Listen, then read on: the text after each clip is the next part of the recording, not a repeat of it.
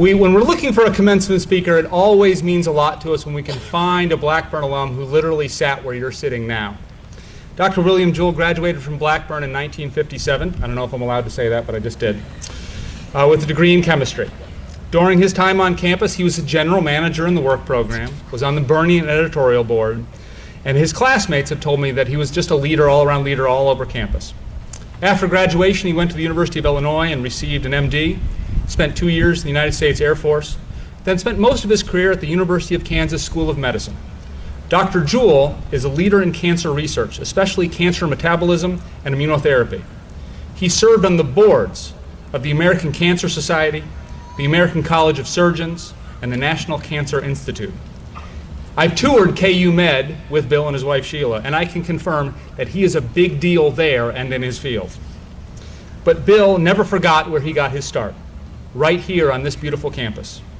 He and his wife Sheila have remained involved and supportive at Blackburn, including Bill's 16 years of service on our Board of Trustees and the establishment of funds to support the sciences and the arts.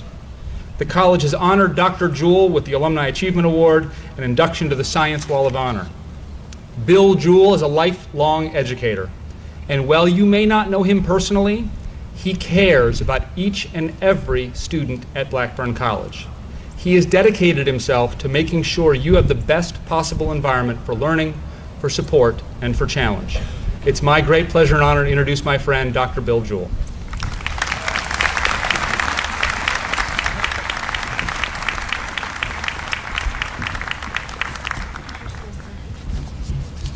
Well, thank you very much, Dr. Comerford. Thank heavens this year I'm not bleeding to death in Kansas City as I would last year, and I had to back out. But watching Dr. Comerford using some of the things that I was going to talk about, but mostly on his own, it was good I wasn't here, because he did, in my estimation, a much better job than what I would have done. It's an honor for me to be here, and as Dr. Comerford pointed out, I graduated in 1957, but it doesn't seem like it could hardly be 61 years. But I have a math minor, and I can add, or at least I think I can, and 1957 to 2018 does come out to be 61. You know, I'm asked sometimes if I'd like to do it over. I think sometimes, you know, those nights on call on surgery, the other times in my life that weren't so smooth, I don't think so. But not too long ago, my wife and I, Sheila, who happens to be here, were in a cute little apartment in Paris, on the left bank, halfway between the Sorbonne and the medical center. And the students walking by at night, chattering in the wonderful French language, made me have cause to reconsider. But I will tell you one thing, if I could come back and be a freshman at Blackburn College, I would do it in a heartbeat, provided that I could have my room back on Butler Hall on 2 South. Blackburn prepared me very much for what I did in the rest of my career. And I had a wonderful career. As Dr. Comerford has pointed out, I spent the last 36 years as professor of surgery at the University of Kansas. I had the opportunity on a consistent basis, day after day, to do cancer surgery, to work with young people, my students, my residents, which I dearly endured. I just miss them terribly when I'm not with them every day. I still sneak over there to harass them every once in a while. They need that. They need the gray-haired guys like me to come by. Oh, and by the way, along the way, I picked up what's called a certified flight instructor. We had a troop of Boy Scouts. You know, you get a glutton for punishment for teaching and you don't know where it ends. But we had a troop of Boy Scouts, 15, 16 years old, that were in our flying program. And we were teaching these 15 and 16 years old kids how to fly, pro bono, of course. You learn a lot from teaching a 15-year-old how to fly, I can guarantee you that. You can't yell. The minute you yell, it's over. You now have to sit there and think, how am I going to get this kid to line up on the runway a little different here? And I had to do it in a very way. I learned a lot about flying that I used with my medical students and residents And believe me, it worked well. Because one thing about flying instruction is you don't have to wonder, if you're a good instructor, if you can sign a 15-year-old to take off from the middle of Kansas City, fly out to the practice area solo, and come back in one piece, you're pretty good.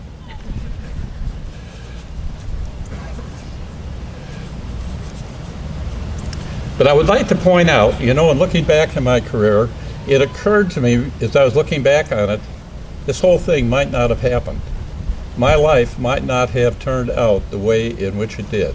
And I'm going to get to that in just a minute.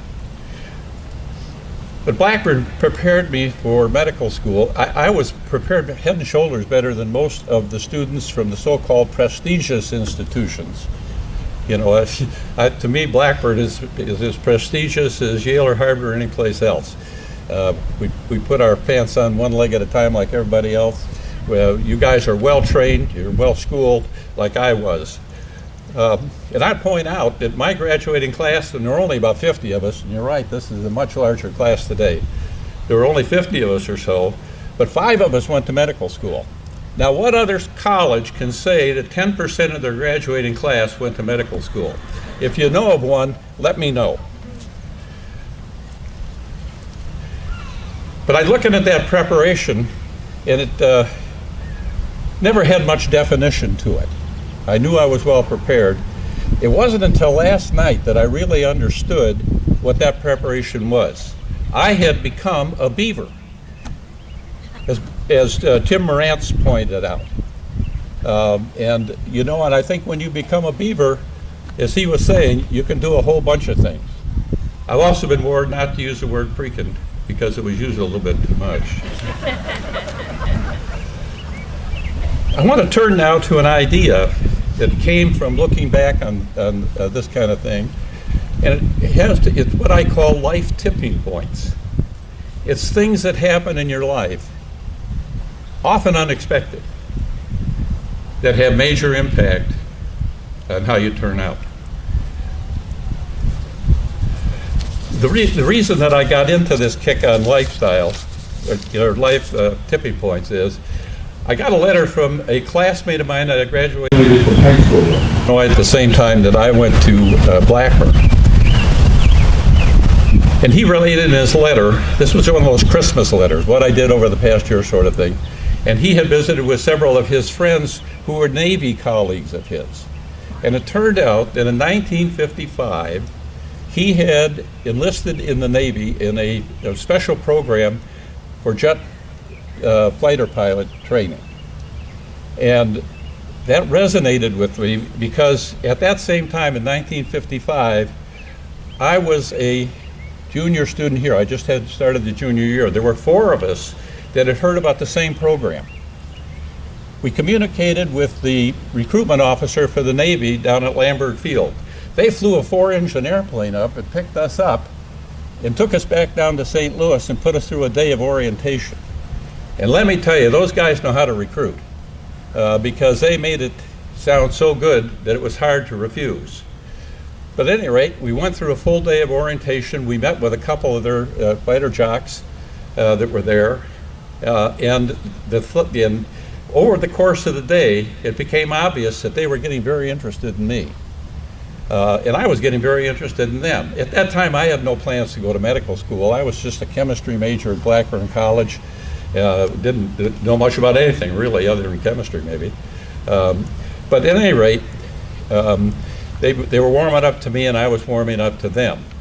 Turned out that the last exam of the day was an intense eye examination. Turned out that I have a slight astigmatism in my right eye. It affected my visual acuity just enough to bump me out of the program. Now, I was a young kid, 20 years old or so, very romantic interest in flying, which, by the way, that's why I got in flying later on, because I've always loved the idea and I love the concept and I love to fly. But that bumped me out of the program. I don't know to this day what I would have done if they would have put a piece of paper in front of me and say, "Here, guy, sign here." I might just have signed. If I would have done that, my whole life would have been different than it turned out to be. Life tipping points. You know, Yogi Berra, the iconic catcher for the New York Yankees, had a similar expression. He called it life's at the fork in the road. And Yogi would always say, half jokingly, when you get to the fork of the road, take it. That would bewilder everybody, but he loved it. And this is the same sort of a thing. It's a turning point. It's a time that turns out, probably more in retrospect than in real time, just how important that was. A couple other things. My wife Sheila was in Denver. She was working with a very renowned liver transplant program. She's a nurse. She's here somewhere. I don't see her, but she's here. And for a lot of reasons, she decided, she was in Denver, Colorado, where Tom Starzl was, who started the program. He's an iconic surgeon. He developed liver transplantations in both Colorado and at the University of Pittsburgh. But anyway, she decided to come to Kansas City. She had two job offers. One was to St. Luke's Hospital, which was way across town from us, and the other was from KU. Now, the St. Luke's people don't get together with the KU people. It's our hated crosstown enemy in a way. Don't tell them that, but that's what they are. But at any rate, fortunately for me, KU was developing a program in marrow transplantation. This was back in the 1970s.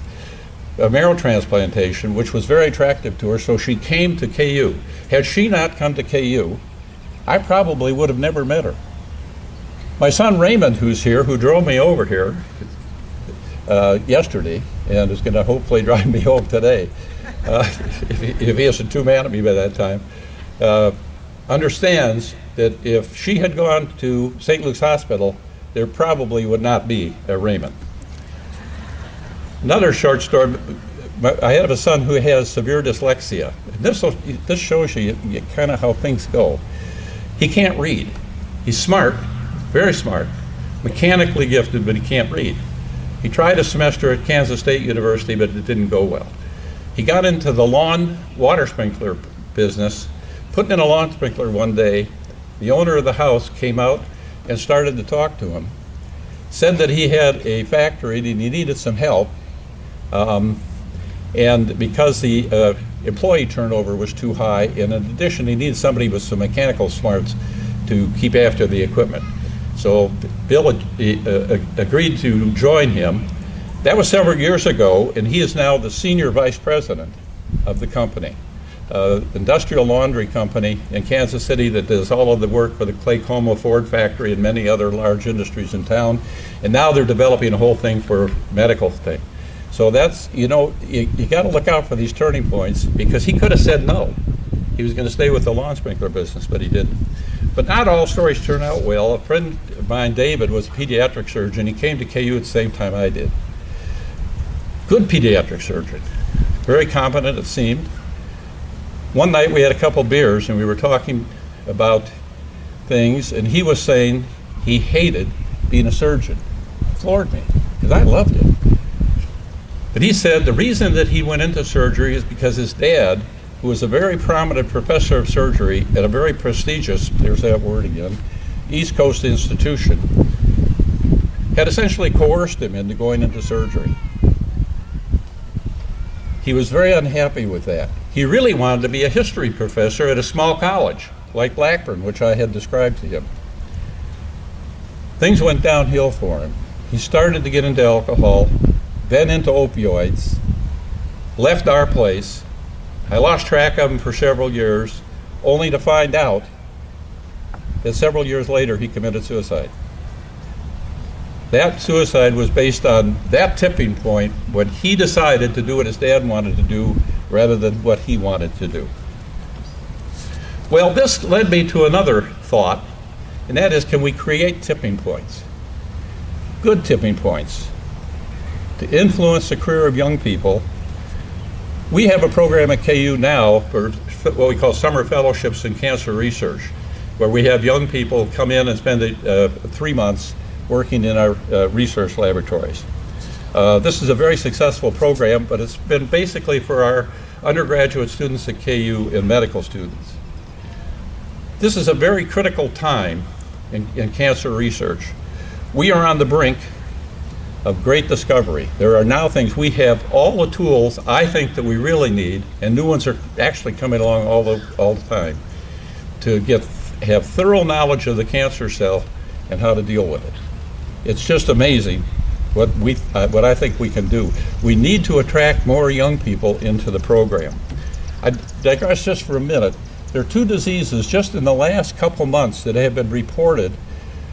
I'll tell you about them. Hemophilia, now this isn't cancer, but it has application. Hemophilia and thalassemia. Both are inherited defects in a gene, one gene, and these folks have this. It has now been possible in humans to replace that gene with a normal operative gene, so folks with hemophilia that can't normally produce the factor VIII that they need to coagulate blood can now do so. Same is true in thalassemia with the hemoglobin molecule. Now, if we can reach into that in living patients and correct the disease, I think we can reach into cancer cells that should be easier to get to and use the same kind of technology to get rid of the driver mutations that make the cancer cell go. Now, to that end, I would point out that this year we had 17 applicants for our program. We could only fund 4. This is for the summer research program. I want to do 2 things in the next couple years. Number 1 is expand the program for 2 reasons. 1, to get more people involved. We got a lot more labs, and I've talked to our cancer center director, and he is all for it. But the other part of it is I want to get more diversity. I want to have others than just our KU people in on it. So I've talked to Dr. Zelisko here, and we are looking for a Blackburn student probably next summer. Ed has promised me he's got a couple coming up that are real crackerjacks. Next summer to come, and they can live with us. I've got a big house, and there's just 2 of us and a dog. We're 5 minutes from the medical center. I will pay we typically pay a stipend of $3,000 for the summer, which is tax-free. And I'm looking forward to next year offering that to a Blackburn student here.